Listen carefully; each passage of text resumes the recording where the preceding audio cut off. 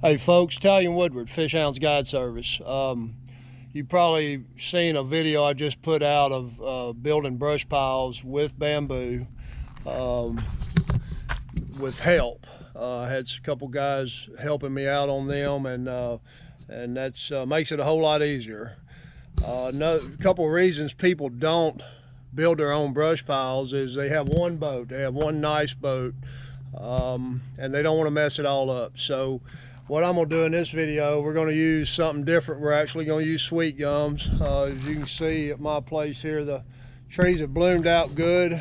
Some of the sweet gums still hadn't put on all their leaves, but some have. So I'm going to have to select cut ones that are kind of full leafed right now. But what I'm going to do is I'm going to do this process by myself, and I'm going to be a little more detailed on where I'm putting them. The last video you really couldn't see the hummingbird unit. You couldn't see exactly where I was putting them very well. I had my camera too far back. So in this video I'm gonna show you a little more detail on the Lake Masters map, where I've chosen to put these next ones that I'm dropping. Also, I'm going to do this on a brand new boat. I got a brand new Pontoon here. I'm going to use these 16-foot 2x8s, and I put them on real quick and easy. They're basically going to hang out 4 foot on both sides. When I'm done, I'll have 4 brush pots, 2 on the front and 2 on the back, that are very easy for one man to drop by himself, and it keeps all the mess out of your boat. These boards are real easy to put on, tie down, and then you assemble the brush piles hanging off the side of the boat, and it's a real easy process. It keeps your boat from getting messed up, and it's a whole lot easier to drop them by yourself with them out off the edge of the boat. People do them a lot of ways. They try to drag them out. I've tried that. That turns into a mess.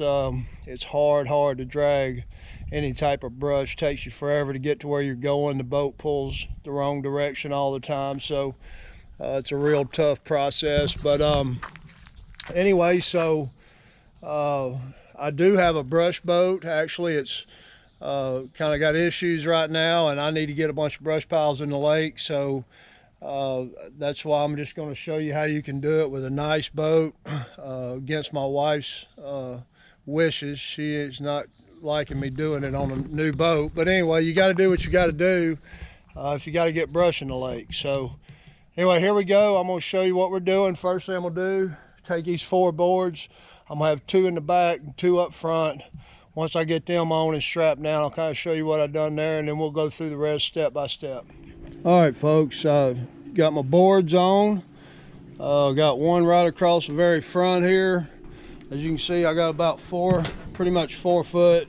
It's an 8.5 foot wide boat. These are 16-foot boards, so I got about 4 foot hanging off both sides of the boat. I've got them basically just laced on right here, and that's pretty quick and easy. Just keep them from slipping and sliding or trying to come off a boat. Put a towel like right there between my seat. It's not going to hurt these top wood on this aluminum top rails, not going to hurt a thing. So this front one's done and the back one's done as well. Put a towel right here between this board and that seat. Basically just trying to protect my seats. Like I said, it's not going to hurt that aluminum rail. So same thing on the back. So I'm going to haul 10 or 11 foot brush piles. My blocks will be about 2 foot off the back, and then the top of my brush will extend right up here into this area, and then the other one just vice versa. My blocks will be hanging a 1.5 foot, 2 foot off the front, and then the top of my brush here, the 2 tops from the front and back on each side will kind of come together right here. Then you'll basically just drop one off of each side in the front. Same thing in the back, pretty easy. But that didn't take me but just a few minutes. Probably 15 minutes I had these boards tied on and in place. So now I'm going to go and gather my sweet gum trees and get them on here and get some blocks tied onto them. We'll be back to you. All right, folks, I've already got 3 of them built on my boat. I just wanted to show you what I've got. This is going to be one top. As you can see, they're not just totally bloomed out, or the leaves are not 100% mature. They're still kind of small. They need about another week or so. So anyway, but I'm not going to build many more until these leaves get full size. But what I've got is, this is what I do a lot. This is my main one here at the bottom. It's cut about 12 foot long. That way I can run the block up into here, and I'll have about a foot below it. And what that does, I'll tie the block up high up here, and that 1 foot under my block will be able to kind of sink down into the mud and everything on the bottom, and it just kind of helps set this brush pile a little better than if you put your block right at the bottom. Then the only thing really holding this here is the couple of ropes you've got tied the block to it. So that's just a good way. I set the bottom of my block, top of the block will be right there, so I'll have this 1 foot or so that's going to work down into the mud and almost kind of set itself in place. But I'm having a hard time finding trees that have enough leaves of any size, so I've got this one main one right here and a bunch of smaller limb cuts, and I'll basically zip tie these limb cuts into this main one right here that my block will be tied to. And sometimes you just got to do that. You find a lot of spindly trees that doesn't have enough top to it, so zip tying some other good limbs into it, or tying them in there, whatever you got that works, is a good way to make a good bushy top, brush top. So anyway, I just wanted to show you that. I'm gonna go on back and get this one made, and then I'll show you how I've got them all on the boat now.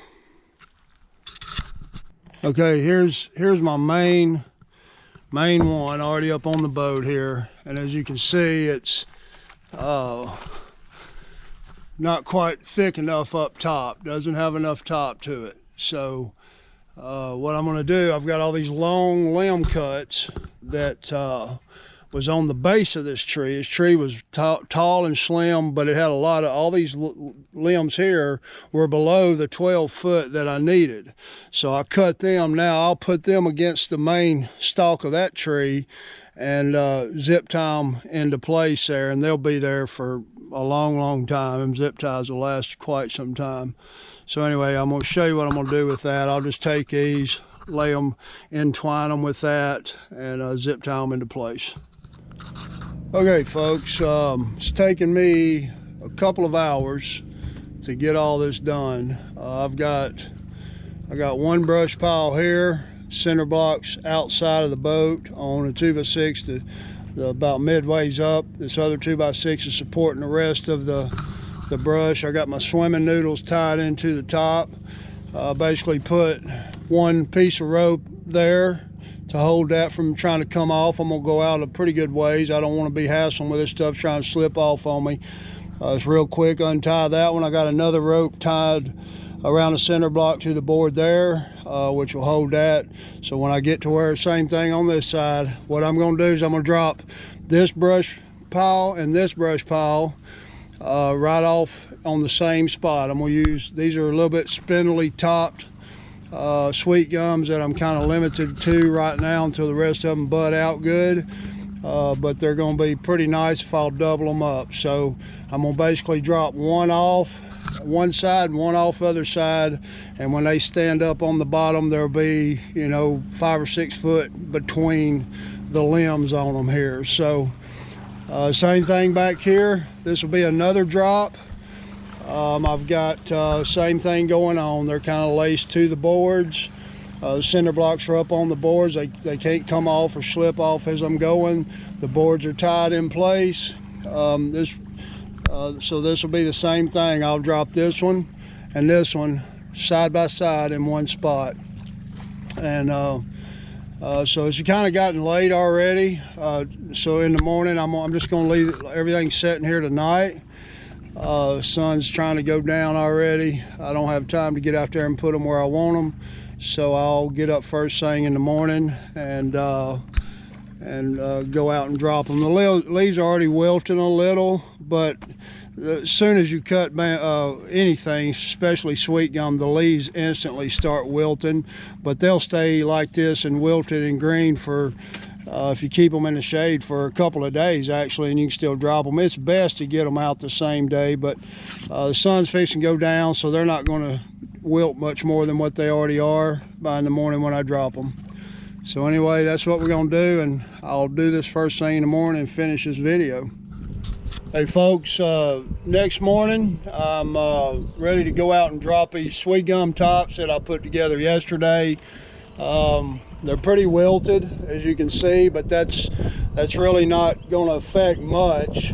These leaves are still going to hold on just as long as they would have. They're going to wilt like this even under the water. I've dropped little small limbs and just sampled things like this to see how long they'd hold. We've put some in the water wilted, hang them off the boathouse. That really doesn't affect how long these leaves are going to stay on this brush, and they're going to still wilt underwater, but they're still going to serve their purpose. Their purpose is to, these leaves are going to grow algae, and then the algae are going to attract the plankton and everything that's going to feed on the algae and then lay eggs on the leaves, and then the plankton will attract the bait fish, and the bait fish attract the bigger fish like your crappie. Okay, so just letting you know that the wilting of these is not going to hurt anything.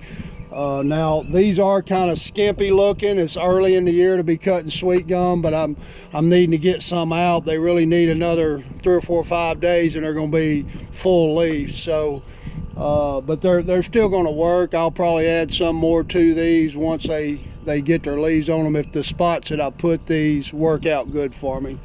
Okay, so what I want to do though is I'm going to show you kind of what I'm targeting today a little better than I did in the last video on these points. I'm just kind of focused on deep water points that drop off real fast on the brush piles that I'm dropping right now. New spots, just kind of sampling them. So here's what I've got. Everything on, I've got all mine on this Lake Masters map, all my 15-foot or less water highlighted in green, and you can do that on these Lake Masters. You can highlight your depths of water and your color that you want, so that you can just look at your map and you get a quick visual of your water depths in a certain area. Okay, so what we have here is a big high spot. That's an island right there. We got a big high spot here, underwater high spot area in here that drops into a deep little canal ravine coming into here, another one there. Okay, so any of these areas here would be a good candidate for a brush pile. Like I was saying before, there's no guarantee that any spot that you drop brush, no matter how much thought you put into it, is going to produce. So you just have to drop brush, put as much thought as you can, drop your brush on it, give it a try, and hope and pray for the best. Okay, so but this is where I'm fixing to focus on right here on one of these brush piles.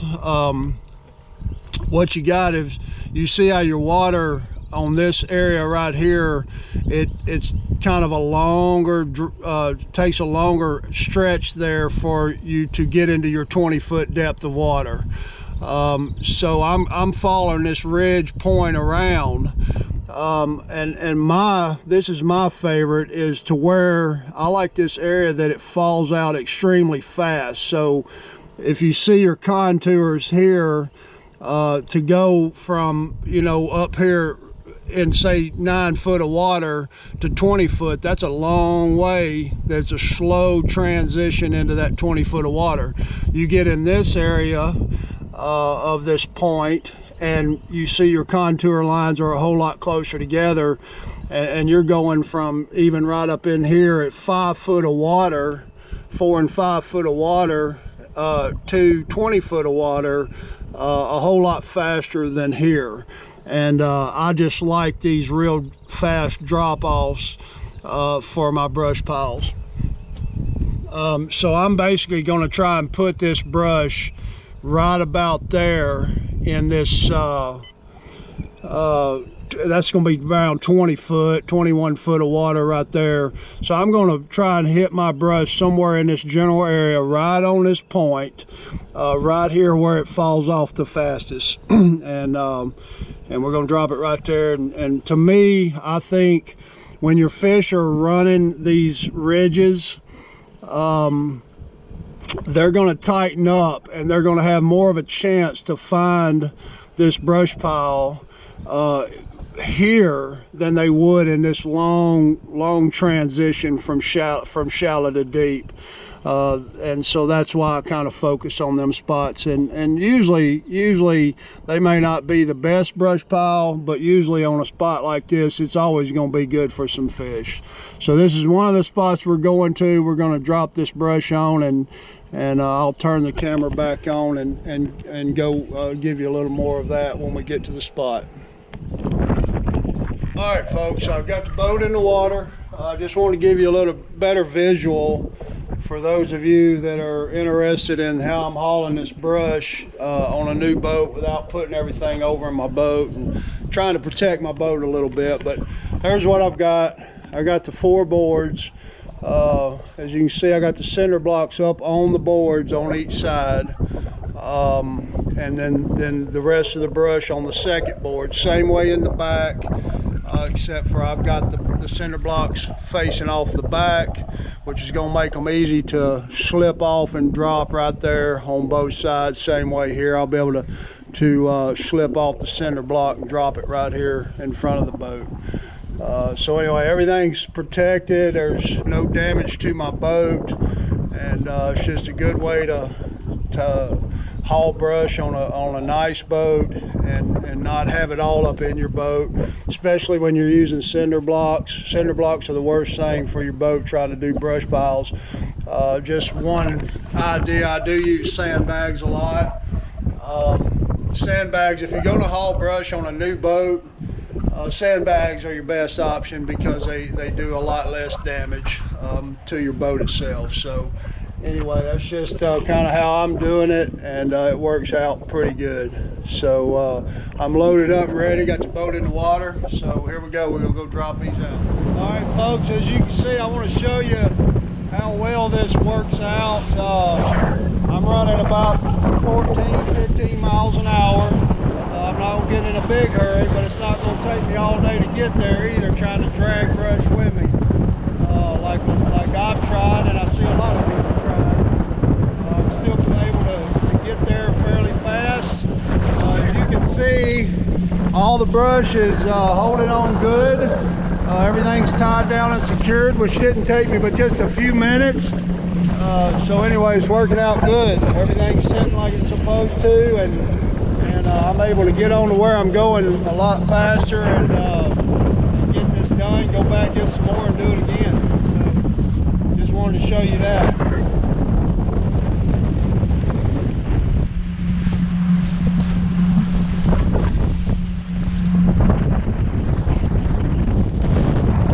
Okay, I'm approaching my spot. I'm going to drop on this one. I'm right here on this point. As you can see, like I was explaining, how fast this goes from back up in here to, you know, 7-8 foot of water right in here to over 20 foot right out in here, and just a real short piece, you know, and it's right on this point.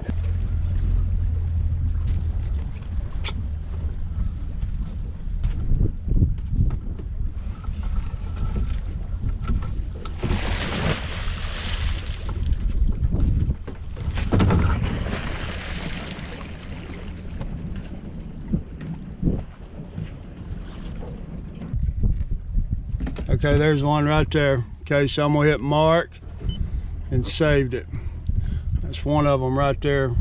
Water's so muddy, it's got a pretty fuzzy screen. But anyway, that's it got a little higher up on that hump than what I wanted. I drifted a little further than I wanted to drift too fast. So, but the other one's down in the drop. There it is on side scan right there. All right, I had to move these boards here. That's the only thing about the boards up front. Like, I've got an Ultrex trolling motor, your first ones that you drop, you can't get your trolling motor down. As you'll see on these net back ones, when I drop them, I'll be able to deploy the trolling motor, get exactly where I want to be. These aren't just on the money of what I wanted, but they're actually not looking too bad for early, spring, early summer fishing. But they are on the end of the point. They're just a little up higher, a little shallower than I was kind of wanting, especially one of them. So, but now I was able to get my trolling motor down, and I'll use that to drop my next ones. I'll get exactly where I want to be and hit anchor on my trolling motor, and it'll keep me there while I take my time and do what I need to do to get them down. So anyway, but I want to show you, I got my live scope down. I want to show you, this one's in almost 19 foot of water right here. You can see that it is falling off. Already got some fish swimming around under it there. There's a lot of fish on the end of this point right here already. I've been seeing them. But anyway, that's one of them. The only problem with it is standing up a little taller than what I wanted, being that I did build these for 20 foot of water. But I have seen situations like this work out and be great. So, but there's one. It's 10 foot in front of me there, and the other one is a little bit shallower than that one. It's sitting in about 15 foot of water, and they are about 10, just a little less, about 8 foot apart in between the two brush piles. So anyway, that looks great, looks real great. All right, folks, I'm at my next spot. As you can see, this is a big point right here, big underwater point. This hole is real shallow. I mean, just right in front of us, it gets, you got a spot there that's 1 foot deep.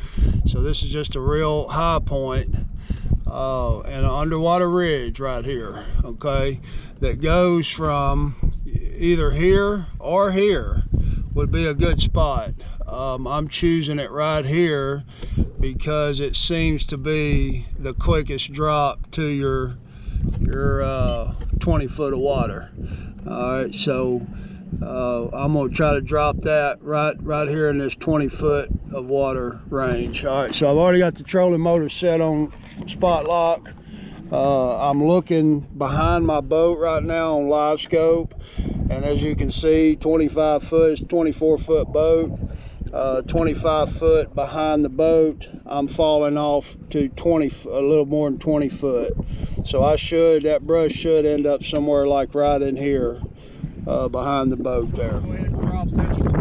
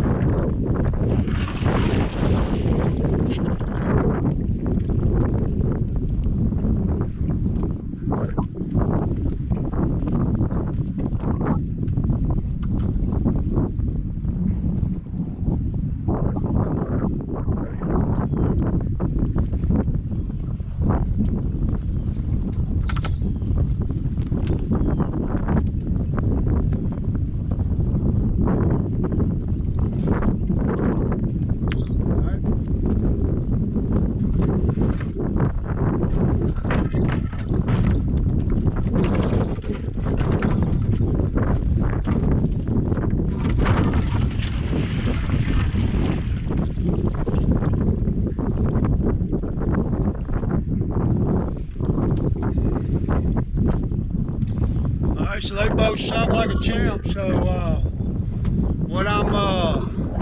the good thing about doing it like this, getting your boat set up like this and dropping one off both sides, is when you come back to fish them, you can position your boat, the nose of your boat, right up just in between these two, because they're perfectly spaced between a pontoon boat or whatever you drop it off of. And so you can position your boat and people can fish off both sides of your boat and be in brush. Also, I like to leave a void between the two. It gives them fish somewhere to kind of hang out in between the two of them. A lot of times you'll catch them when you got them 8-10 foot apart and your limbs kind of coming out into that zone. you'll catch a crappie right there in between the two brush tops. So a lot of times it works out really good.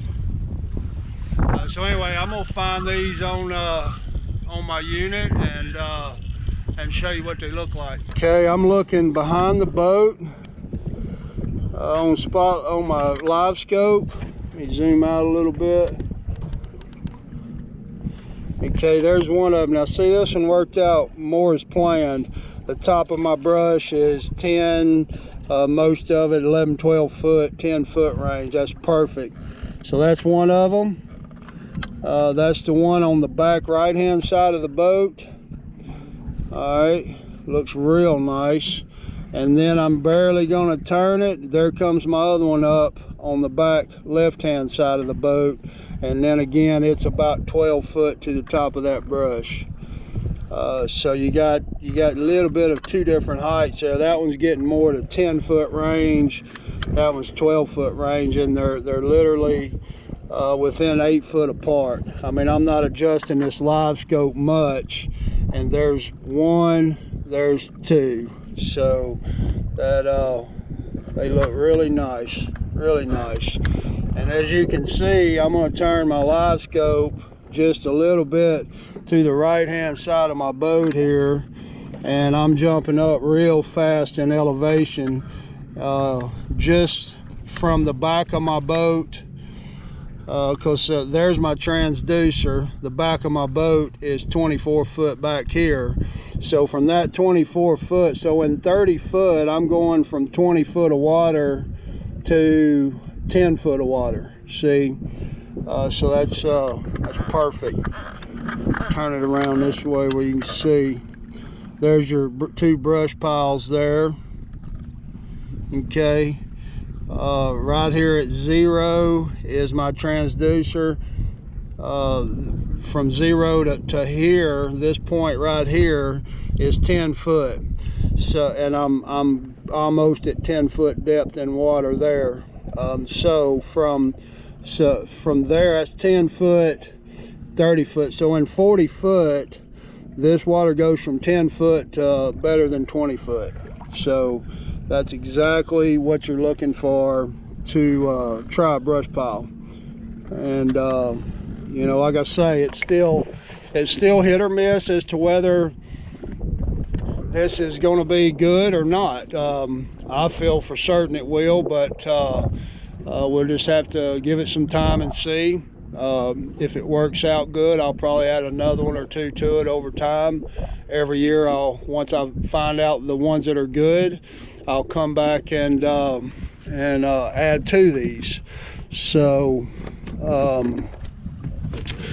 anyway, that's kind of how you can build brush piles by yourself using sweet gum. Sweet gum is my preferred and most people's, especially guides, preferred structure to drop. We use bamboo a lot when the sweet gums doesn't have leaves. I just want to show you right here. I've already got this one marked. I'm on the brush right now, right there. I've got it marked. As you can see, it's exactly where I want it to be. Right on this one. This one worked out really good for me. I'm right on the end of that point. I'm right on the end of this point right here. Good mark. I'm in 22 foot of water. It's showing less here because it's bouncing off the top of the brush, showing 10 foot, 12 foot, which is the perfect height that we were going for when we built these brush piles. So anyway, I hope all that helped you out. The sweet gums are a little bit early. Another few days they'll be full leaf. The leaves will be full size and mature, and they'll be a little bit thicker, better looking brush. But these are going to work. They had plenty of leaves on them, and so I hope if you got any questions or comments, feel free. I really appreciate any of your input, ideas that you may have that may help me out. I'm always open for suggestions and ideas, but I just want to appreciate you for supporting my channel and watching my videos. And if you would hit subscribe on my page and on my channel, and and follow me. Hit the little bell there so that when I put out new videos, you'll get notified, and you can keep up with what we got going on. We got a lot of stuff coming up in the future. We're going to be doing also, we're setting out catfish boxes for hand fishing. So we're going to do a video on that, and then we'll have hand fishing trip videos this summer. Tons of crappie trips. We're going to be videoing our customers while they're fishing, and it's going to be a good time. So, but anyway, I truly appreciate your support and you watching my videos. So thank you, and we'll see you on the next go around.